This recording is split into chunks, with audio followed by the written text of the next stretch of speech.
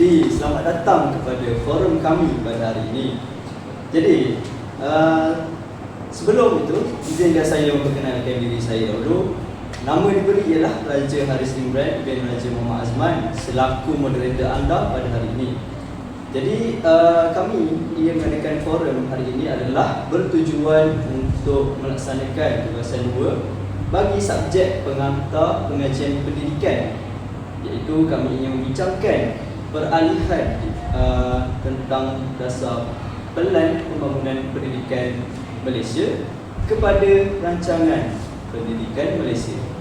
Jadi hari ini saya membawakan 2 panel hebat hari ini untuk kita mendalami tentang dasar Rancangan Pendidikan Malaysia. Sebelum kita memulakan forum pada hari ini, maka lebih eloklah untuk kita mengenali panel-panel kita, kerana tak kenal maka tak cinta.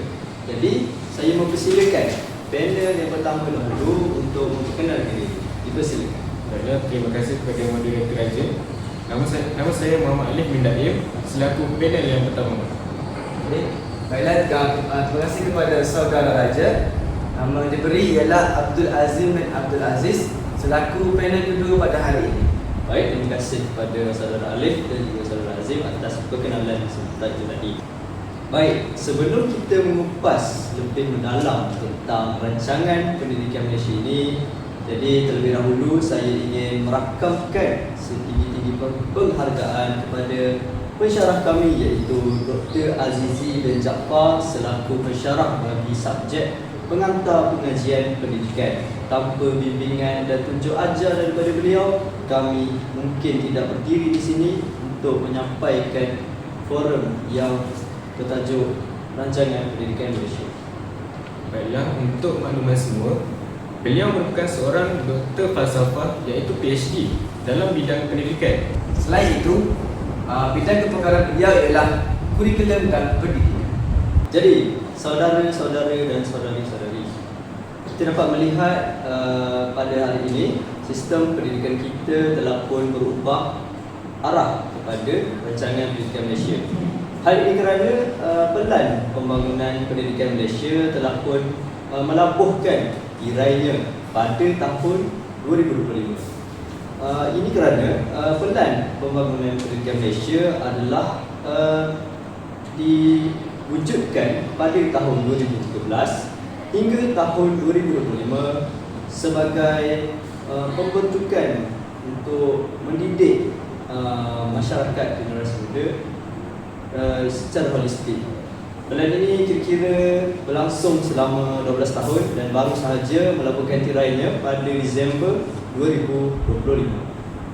Jadi sebelum kami menerangkan lebih mendalam tentang Rancangan Pendidikan Malaysia yang selepas PPM, lebih elok kalau kita mengenali dahulu PPM secara dasar dahulu. Mari kita lihat 3 objektif strategik Pelan Pembangunan Pendidikan Malaysia yang telah pun berlangsung selama kira-kira 12 tahun. Jadi yang pertama adalah analisis prestasi. Jadi Pelan Pembangunan Pendidikan ini fokus kepada 5 elemen utama kepada murid. Yang pertama adalah akses, iaitu memastikan semua murid mendapat akses pendidikan. Yang kedua ialah kualiti, memastikan pendidikan yang murid itu dapat ada kualitinya yang tersendiri. Seterusnya ialah equity, iaitu merapatkan jurang di antara luar bandar dan juga bandar. Seterusnya mewujudkan perpaduan di antara murid dan juga kecekapan sistem. Seterusnya misi PPM ni tak lain tidak bukan adalah sebagai penetapan pada tujuan jelas untuk murid selama 13 tahun lebih kurang. PPM ini menjadi landasan sistem pendidikan kita. Jadi transformasi komprehensif dalam PPM ialah ajakan besar dalam operasi kementerian demi memenuhi harapan masyarakat dan juga permintaan global. Jadi, saudara Raja, adakah PPM ini sedikit sebanyak membantu pendidikan di Malaysia? Baik, terima kasih kepada soalan yang diajukan oleh saudara Alif. Okey, adakah PPPM ini membantu memajukan sistem pendidikan di Malaysia ini? Okey, kalau kita lihat selama 13 tahun sistem pendidikan kita berlandaskan pelan pembangunan pendidikan Malaysia ini, saya lihat ianya sudah pun berkesan. Ianya menjadi seperti tulang belakang untuk memulakan, untuk memantapkan sistem pendidikan. Betul tu saudara Raja. Saya bersetuju dengan pernyataan anda. Oleh itu, rancangan pendidikan Malaysia ini dilakukan supaya untuk menambah baikkan lagi pelan pendidikan pembangunan Malaysia yang sedia ada. Dengan adanya teknologi yang sekarang, wajarlah Kementerian Pendidikan melakukan rancangan pendidikan Malaysia yang terbaru untuk membina murid yang boleh memberi kerjasama kepada bangsa dan negara. Saya amat setuju dengan pendapat yang diungkapkan oleh Saudara Aziz tadi. Bukan itu saja Saudara Azim, RPM ini dibuat untuk sebagai lonjakan PPPM ini sebagai persediaan murid untuk masa depan. Menarik sekali apa yang dikatakan oleh Saudara Alis sebentar tadi, di mana RPM ini ialah sebagai lonjakan daripada sistem lama untuk memastikan murid itu lebih bersedia pada masa hadapan. Baiklah, saudara dan saudari yang sedang menonton program kami pada hari ini. Jadi kalau kita lihat perubahan daripada PPPM kepada RPM ini, perubahannya agak besar ya, perubahannya agak menarik. Jadi saya ingin bertanyakan kepada saudara Alif, macam mana saudara Alif melihat perubahan daripada PPPM kepada rancangan pendidikan Malaysia? Silakan saudara. Baiklah, terima kasih kepada Saudara Raja. Pada pandangan saya, perubahan PPM ini kepada RPM ini sangat fundamental. Dahulu, sistem kita bersifat standardisasi kaku, iaitu di mana semua murid mesti mencapai satu tahap yang sama. Ini tidak lagi relevan. Sekarang kita bergerak ke arah pembelajaran bermakna yang relevan dengan potensi individu sendiri. Kita mahu lari daripada budaya menghafal semata-mata dalam peperiksaan kepada pendidikan yang menyediakan murid untuk realiti dunia sebenar. Ini adalah tentang reformasi sistem untuk memastikan pendidikan itu untuk kehidupan, bukan sekadar saja. Seperti yang kita tahu, teknologi yang kian pesat berkembang kini menyebabkan sebagai contoh mudah dalam kehidupan kini murid-murid susah untuk berkomunikasi ataupun bersosial antara satu sama lain. Ini menyebabkan murid kurang untuk bersosialisasi dalam kehidupan yang sebenar. Wah, menarik sekali ya apa yang dikatakan oleh Alif tadi. Kerana apa yang dikatakan oleh Alif tadi ialah rancangan pendidikan Malaysia pada kali ini memfokuskan kepada nilai ilmu itu sendiri.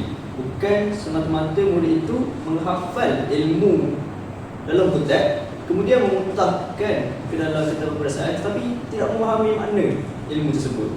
Jadi dengan seperti yang saudara Alif katakan tadi, pendekatan rancangan pendidikan Malaysia kali ini adalah untuk memastikan ilmu tersebut betul-betul dihayati oleh murid supaya murid itu boleh bawa dalam kehidupannya dalam arus kemodenan pada masa kini.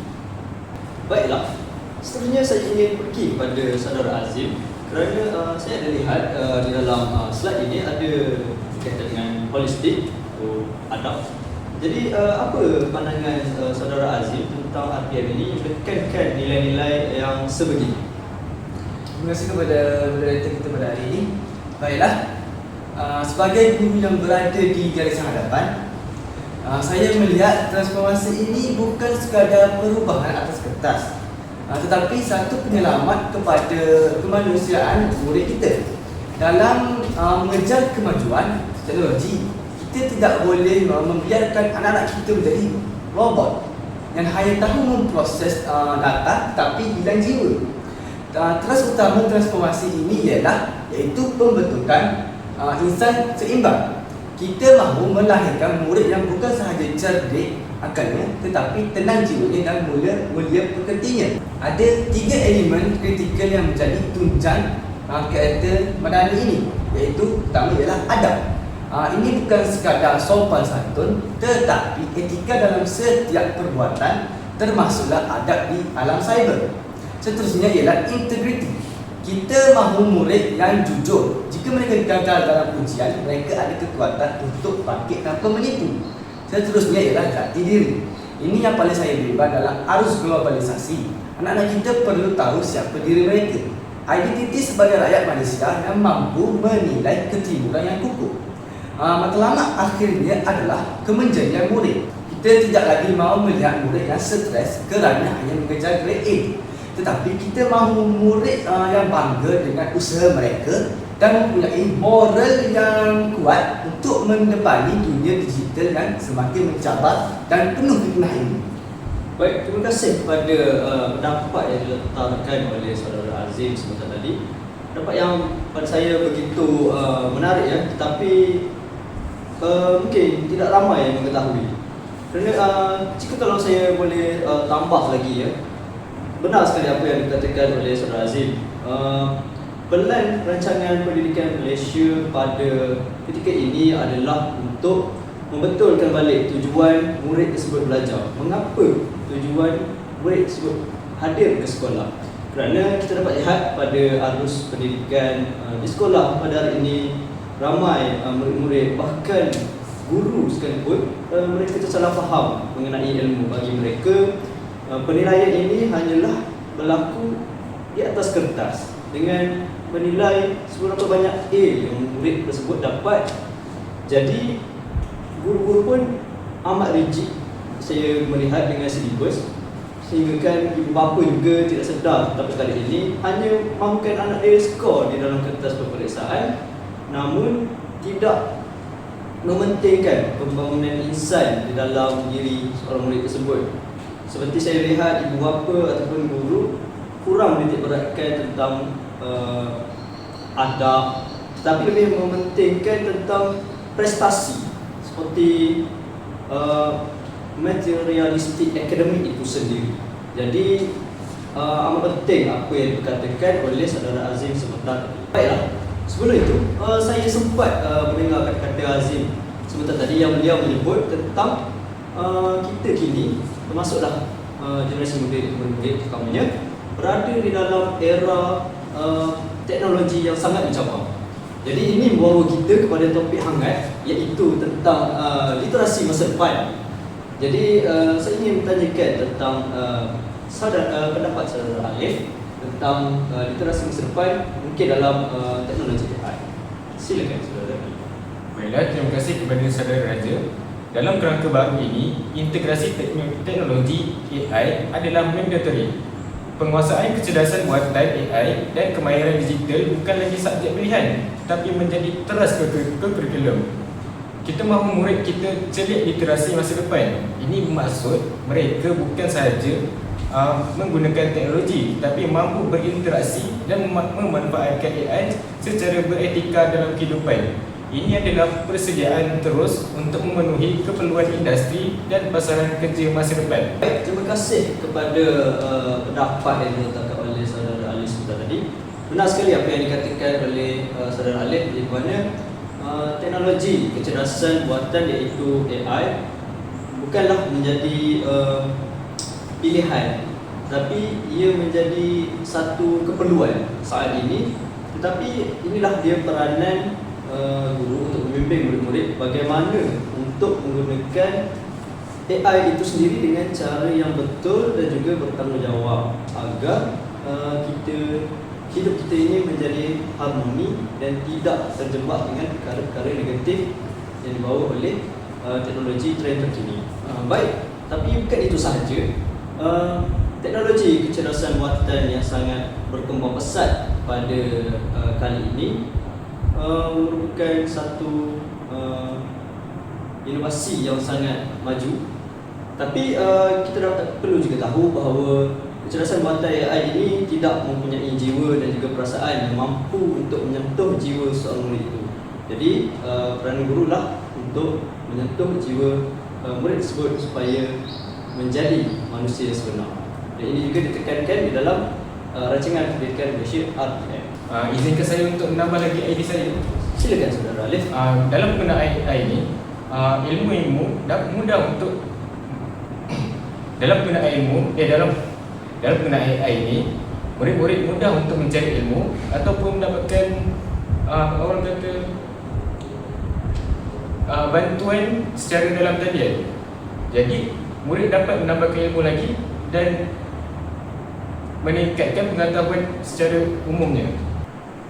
Tetapi saudara adik, yang dapat saya lihat pada zaman sekarang ini, murid-murid meletakkan kebergantungan mereka sepenuhnya kepada AI untuk melakukan kerja sekolah, assignment. Jadi mereka kurang menggunakan pemikiran secara kritis. Oleh itu, RPM ini dilaksanakan supaya murid-murid kurangkan kebergantungan kepada AI, tetapi memanfaatkan AI dengan lebih beretika. Baik, menarik sekali apa yang ditambah oleh saudara Azim sebentar itu tadi. Okey, kita sudah pun habis bincang tentang teknologi dalam kurikulum 2027 tentang literasi masa depan. Tapi ada satu lagi, iaitu tentang kelestarian ataupun sustainability. Jadi saya ingin bertanyakan kepada saudara Azim, mengapa kelestarian ini penting? Soalan yang sangat tepat, Budaya Teraja. Kita sering terleka bahawa teknologi tanpa kesedaran alam sekitar hanya akan membawa kemusnahan. Apa gunanya anak kita mahir membina algoritma AI yang hebat, tetapi mereka tidak peduli jika sungai di belakang rumah mereka tercemar atau hutan kita musnah. Elemen kelestarian dalam kurikulum baharu ini bukan sekadar subjek tambahan. Ia adalah satu budaya baharu. Kita tidak mahu murid hanya menghafal kitaran hujan atau proses fotosintesis untuk menjawab soalan peperiksaan. Kita mahu mereka rasa sakit bila melihat pembaziran plastik. Kita mahu mereka rasa bertanggungjawab untuk mengintar semula dan mereka faham tentang perubahan iklim sebagai ancaman nyata. Di sekolah nanti, kelestarian akan dipraktiskan sebagai gaya hidup. Contohnya, melalui projek Kita Semula yang melibatkan komuniti atau kebun sekolah bandar. Ini mendidik murid untuk mempunyai empati terhadap bumi. Jadi, visi kita jelas. Kita melahirkan generasi yang bijak teknologi, tetapi pada masa yang sama mereka adalah pejuang bumi yang menjaga kelangsungan hidup generasi akan datang. Baik, terima kasih kepada saudara Azim atas penerangan yang diberikan. Sangat tepat ya, kerana penguasaan teknologi dan juga nilai dalam diri seorang itu untuk menjaga alam sekitar akan membawa kepada diri seorang itu kepada nilai yang seimbang, iaitu seorang itu dapat menguasai teknologi tetapi pada masa yang sama teknologi itu tidak memberikan kesan buruk terhadap alam sekitar. Baiklah, kalau kita lihat memang seimbang betul ya perancangan yang dilakukan ini. Jadi timbul persoalan saya juga tentang cara pelaksanaannya. Bagaimana kita memastikan murid di pedalaman mendapat akses yang sama dengan murid di bandar. Jadi apakah strategi untuk mendapatkan jurang ini? Saya ingin bertanyakan kepada saudara. Silakan. Ya, terima kasih kepada saudara Raja. Di sinilah masuknya konsep pendemokrasian pendidikan. Salah satu aspirasi sistem kita adalah equity, iaitu merapatkan jurang pencapaian tanpa mengira lokasi atau status. Kerajaan komited untuk merapatkan jurang bandar dan luar bandar melalui akses peralatan digital dan guru yang berkualiti. Selain itu, kita memperkenalkan flexibility, iaitu sistem yang luas atau fleksibel membolehkan inovasi berlaku di peringkat sekolah. Pembelajaran kini berpusatkan murid di mana aktiviti disesuaikan dengan potensi individu mereka. Bagi merealisasikan RPM ini, pihak kerajaan perlulah menambahkan peralatan digital di luar bandar. Hal ini membolehkan mereka mendapatkan akses yang sama seperti yang murid yang berada di dalam bandar. Sebagai contohnya, menaik taraf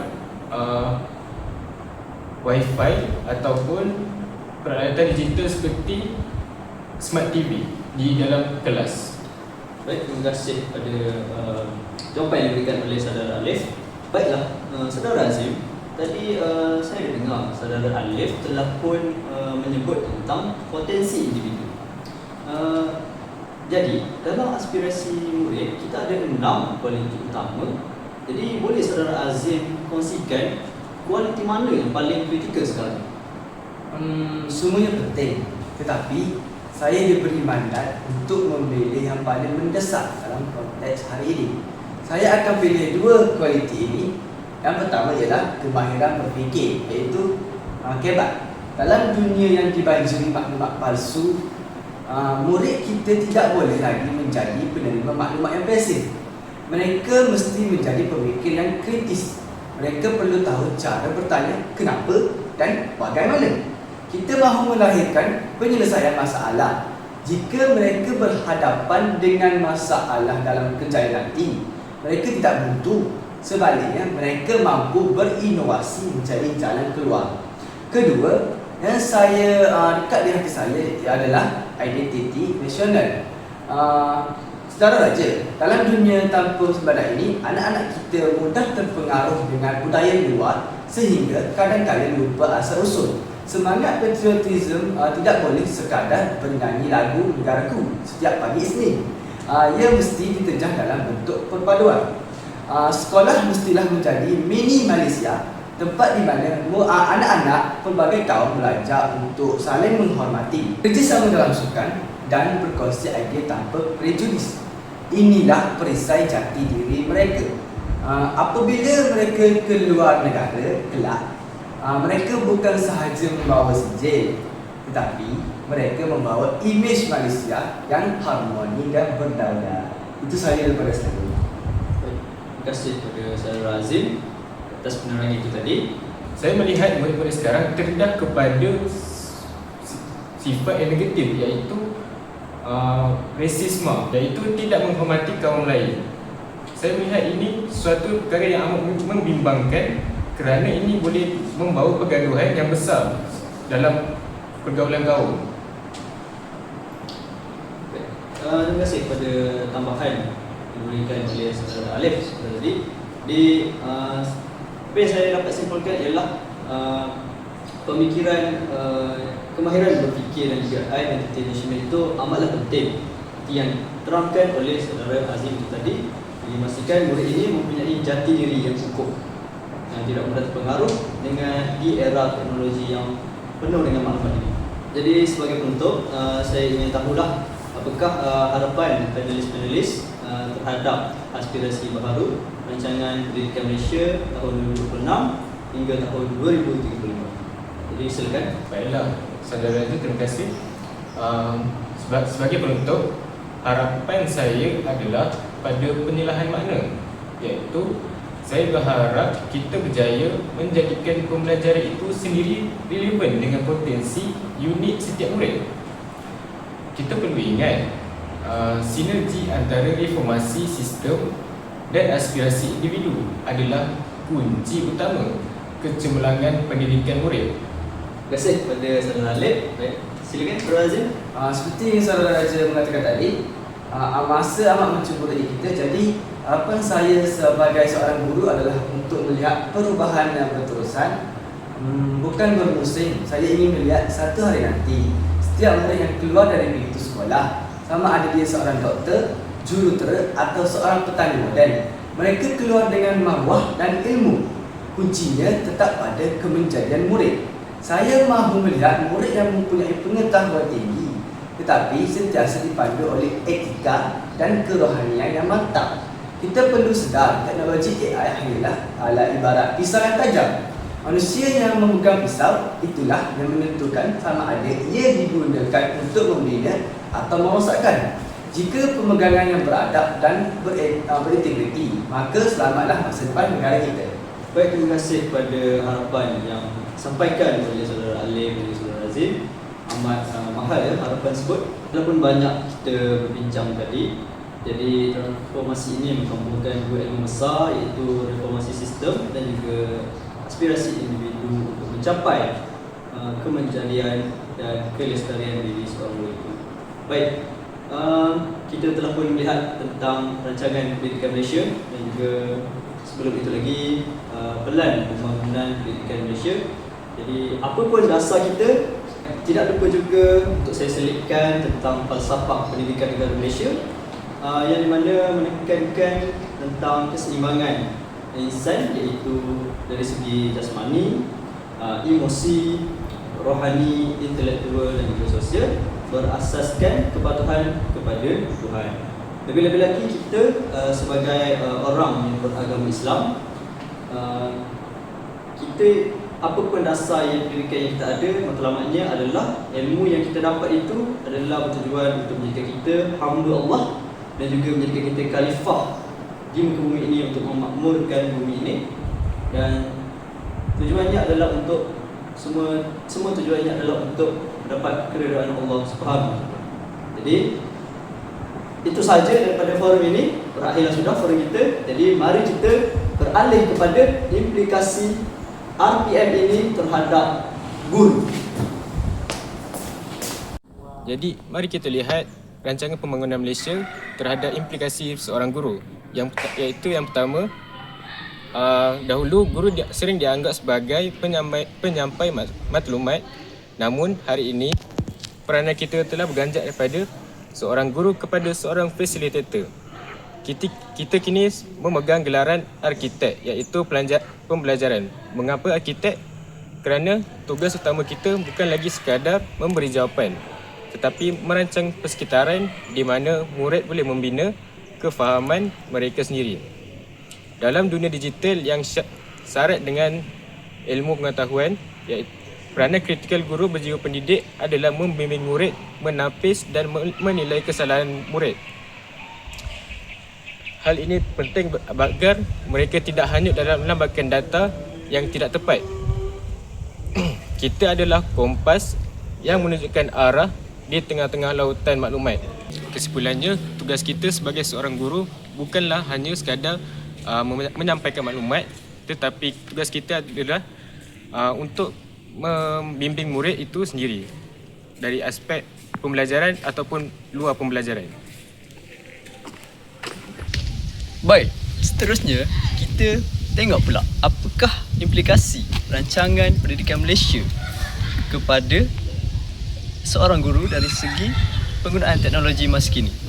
Baik, dalam era teknologi pada masa kini, kita dapat melihat perkembangan teknologi yang sangat pantas dalam dunia pendidikan terutamanya hari ini. Seperti saya bagi contoh, terdapat banyak aplikasi-aplikasi yang digunakan oleh pelajar-pelajar untuk menyiapkan tugasan-tugasan mereka, seperti ChatGPT dan juga sebagainya. Jadi, disebabkan lambakan aplikasi-aplikasi teknologi AI ini, bagaimana peranan guru tersebut untuk membimbing pelajar ini? Jadi, di sinilah peranan besar guru untuk menunjuk, menjadi kompas kepada murid untuk membimbing murid menggunakan teknologi ke arah yang betul dengan bertanggungjawab dan juga beretika. Biarlah murid itu yang menggunakan teknologi itu ke arah benda yang bermanfaat, bukan teknologi itu yang menggunakan murid tersebut. Jadi, apa yang saya dapat simpulkan ialah teknologi amatlah penting mengikut zaman. Teknologi tidak pernah salah, tetapi bagaimana cara kita menggunakan teknologi itu, itulah peranan guru untuk menjadi kompas kepada murid-muridnya. Baiklah, implikasi ketiga ialah menyentuh tentang pentaksiran holistik. Kita ini berada dalam era pasca pemansuhan peperiksaan berpusat seperti UPSR dan PT3. Keadaan ini menuntut integriti yang sangat tinggi daripada setiap kita dalam melaksanakan pentaksiran bilik darjah, iaitu PBD. Tanpa peperiksaan besar, gurulah yang menjadi penilai utama murid. Tanggungjawab kita adalah untuk menilai potensi sebenar murid melampaui sekadar kertas peperiksaan. Guru berjiwa pendidik akan melihat bakat, perkembangan sahsiah dan juga kemahiran berfikir murid secara logik dan tidak lagi melabelkan murid berdasarkan grade A atau E, tetapi berdasarkan kemajuan unik setiap individu. Jadi dapat kita simpulkan di sini ialah dari segi holistik ini, kita melihat murid seimbang dari segi jasmani, emosi, rohani dan juga intelektual. Bukan hanya sekadar markah peperiksaan sahaja. Kalau kita lihat dari segi peperiksaan, murid hanya perlu menghafal lalu memutahkan fakta ke atas sebuah kertas. Kita tidak mahu perkara itu berlaku. Jadi seorang guru perlulah menilai murid dari segi holistik.